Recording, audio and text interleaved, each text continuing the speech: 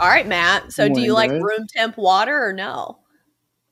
I am all about that room temperature water. I no Hell icing yeah, in. brother. Oh man, All about that. Team Chelsa.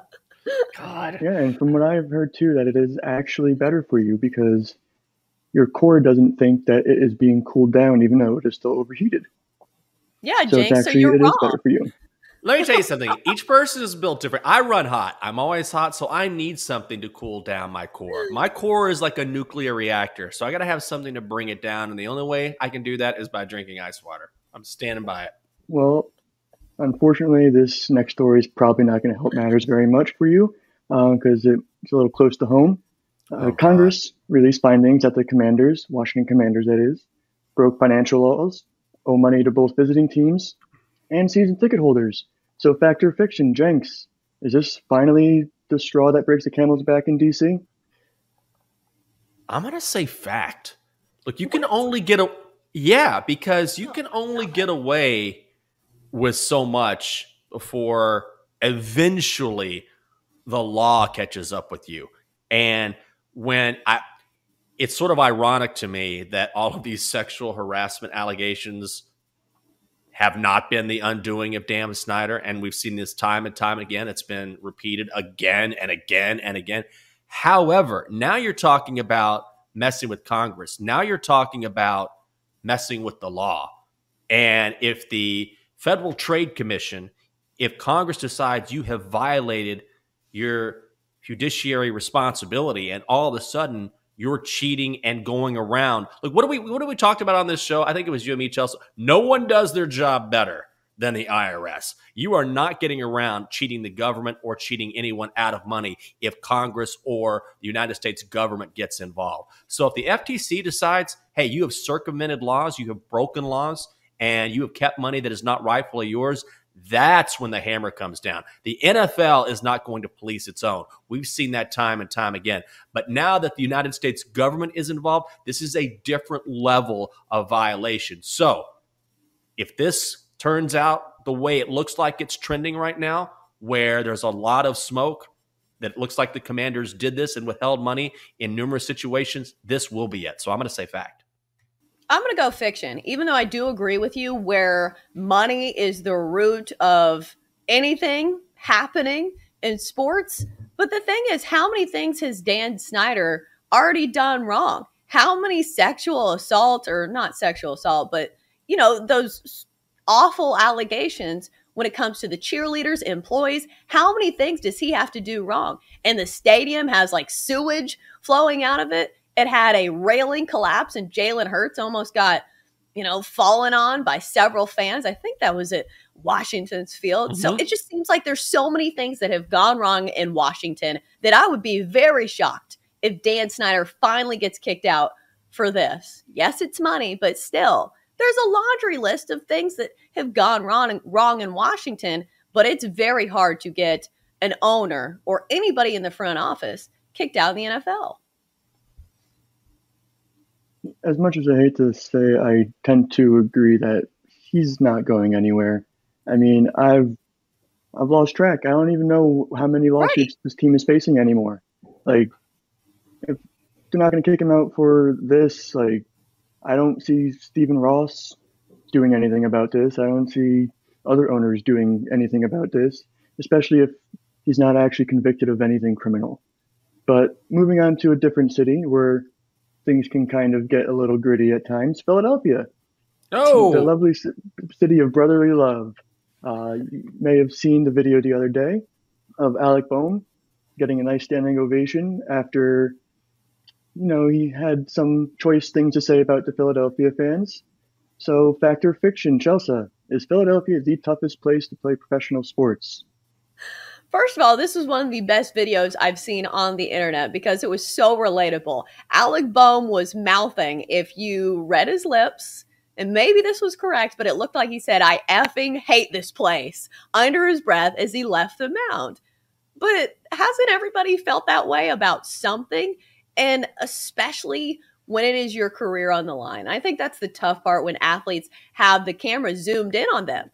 They're playing for their livelihood and their career and their jobs and their families. So yeah, he's going to be in a bad mood, But no, I don't think it's the worst city to play in, because if you are good, they will put you up on a pedestal and they will treat you like one of their own. We've seen it with Nick Foles and the guys that play for the Eagles in the year that they won the Super Bowl. So yeah, it's very tumultuous. If they don't like you, they don't like you. But if you succeed in a city like that, you're going to be treated like you were a god. So I don't think it is the worst city to play in. Oh, I say this is a fact. Philly just eats their own. They eat their own on a regular basis. It's like look, New York's the same way, where, all right, they're hard on you, but if you get it done, they will embrace you. And so I feel like that New York is different in that nobody will embrace you like New Yorkers as hard as they are on you once you perform. But Philly fans, yeah, they'll embrace you, but not to the level of maybe New York City. Those are the two that I always think about when I think about this argument. Philly is different level, man. I mean, these guys are – it's been well documented about how terrible they are to opposing fans. I have an issue with Philly anyway, just because you can't even go watch a game there, particularly an Eagles game, without getting accosted, yelled at, things thrown at you. You can't even enjoy the experience. And so I think being an athlete is the same way there, where you're guilty until proven innocent, if that makes sense. Like, they're going to be against you no matter what. They're going to be super hard on you. And then if you get it done, it's all right. You're one of us now. We'll be good to you. But they don't embrace you like other cities do. So I'm going to say fact. Can I disagree yet? Because you can't say this. Wouldn't an apathetic fan base be the worst fan base to play for, where they don't even care? At least Philadelphia cares. Hate and love are on the same spectrum, aren't they? No, they're not. They're on the opposite ends of the spectrum. They're complete opposite ends of the spectrum. Hey, I love you, but also I can't stand you. They're completely different. Passion is different. We're talking about passion. That's different. But as an athlete, I would rather play for a city that has passionate fans than a city like Tampa Bay, who can't even sell out their stadium despite it being a good team. I think that would be one of the worst places to play. If you want passion, go play in St. Louis. Cardinals fans are notorious, and some people hate them. But the question was, who is the worst fan base? Is Philadelphia the worst fan base? And I'm saying no.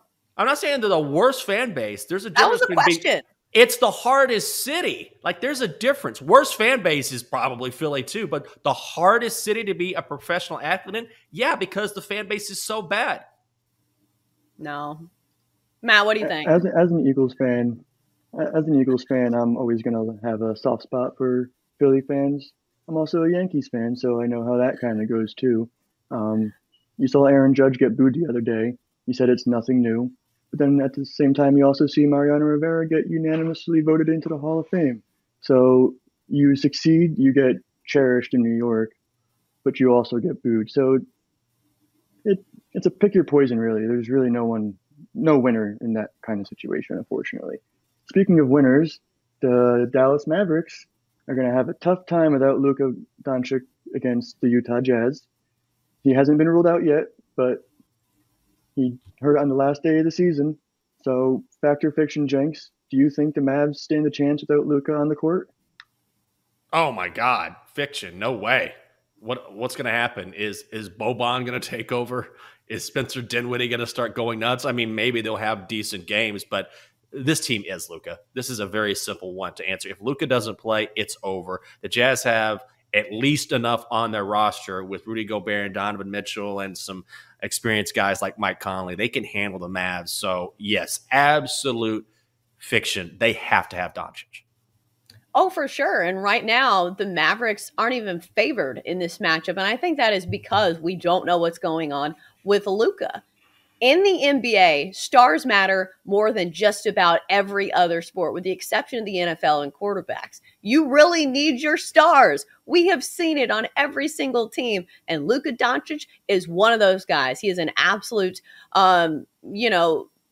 scoring legend. When we see the NBA, he's one of the guys that's always one of the favorites to win MVP when the season starts. And for a reason. Not only is he good at scoring, he's also good at dishing and just making this offense work. So, yeah, what's going to happen here? Dorian Finney-Smith's going to take over the game? I don't think so. So, yes, the Mavericks are certainly in trouble if Luka does not play. To keep it short, since we're kind of running out of time here, Luca has a league high 37% usage rate. That is absolutely ridiculous. So, yeah, I think they kind of need